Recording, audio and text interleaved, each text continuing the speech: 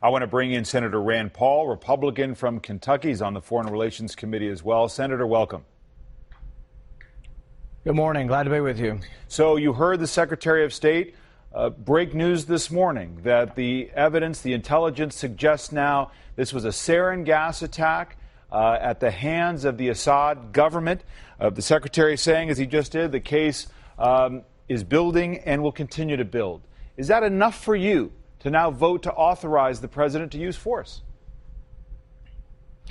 No, and I think it's a mistake to get involved in the Syrian civil war. And what I would ask John Kerry is, he's famous for saying, how can you ask a man to be the last one to die for a mistake? I would ask John Kerry, how can you ask a man to be the first one to die for a mistake?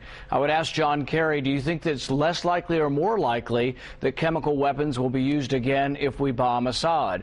I'll ask him if it's more likely or less likely that we'll have more refugees in Jordan or that Israel might suffer attack. I think all of the bad things you can imagine are all more likely if we get involved in the Syrian civil war. It's interesting because Secretary Kerry was pretty blunt, and I've got his remarks right here, talking about what you and your colleagues will do in the Senate and the House. He said, I don't believe my former colleagues in the United States Senate and the House will turn their back on our interests, on the credibility of our country, on the norm with respect to the enforcement of the prohibition against the use of chemical weapons, which has been in place since 1925. So you speak about the bad things that will happen.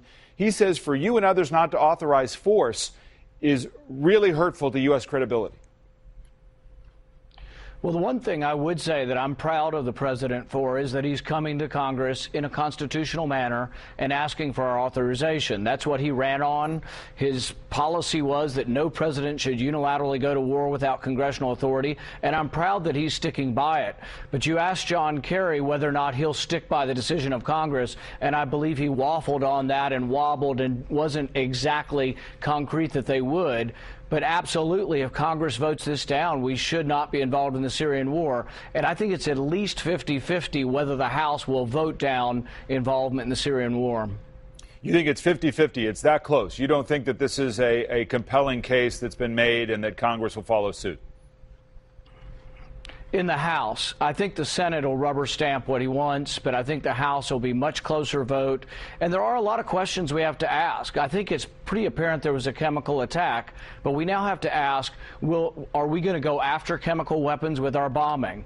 Everything I read says that we're unlikely to bomb chemical sites because of the potential for civilian damage and civilian loss of life.